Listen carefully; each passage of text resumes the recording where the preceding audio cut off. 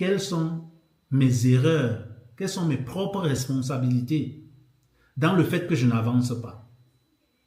Quand j'ai appris tout ça, ma façon de voir le monde, ma façon de comprendre le monde a changé. Et aujourd'hui, dans ma profession, je rencontre toujours des personnes, des partenaires, des jeunes qui arrivent autour de moi, certains anciens collègues, qui continuent de se plaindre. Qui continuent de se plaindre pour des situations et ils ne changent pas.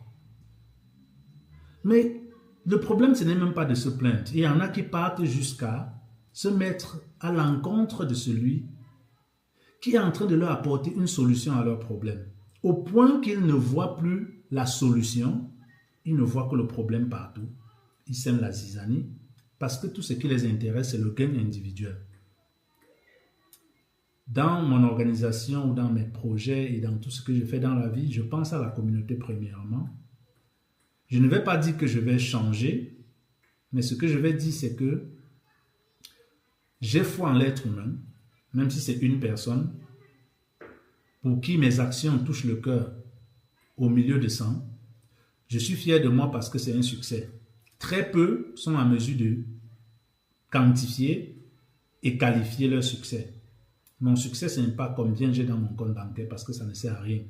Si aujourd'hui, là, la vie s'arrêtait, si j'ai des milliards dans mon compte bancaire, si j'ai une grosse société, de grosses maisons, si la vie s'arrête là maintenant, je n'ai pas le temps de réunir tout ça. Et même si je réunissais tout ça, je vais aller avec comment?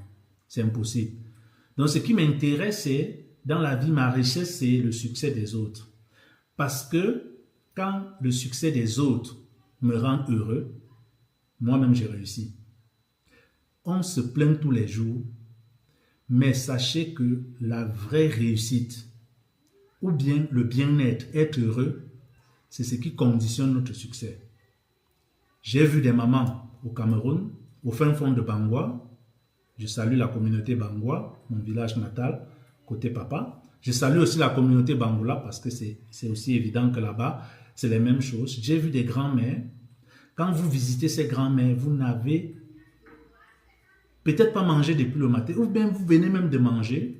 Ce qui m'a toujours touché, c'est que quand vous entrez chez une grand-mère au village, elle va à la maison, elle peut vous sortir 3 doigts de banane, mieux, ces 3 derniers doigts. Elle ne se soucie pas si elle aura, elle te dit, mon fils, prends ça, tu manges. Tu ne peux pas entrer chez moi et tu n'as pas de quoi manger. Ce petit acte la rend heureux quand tu manges.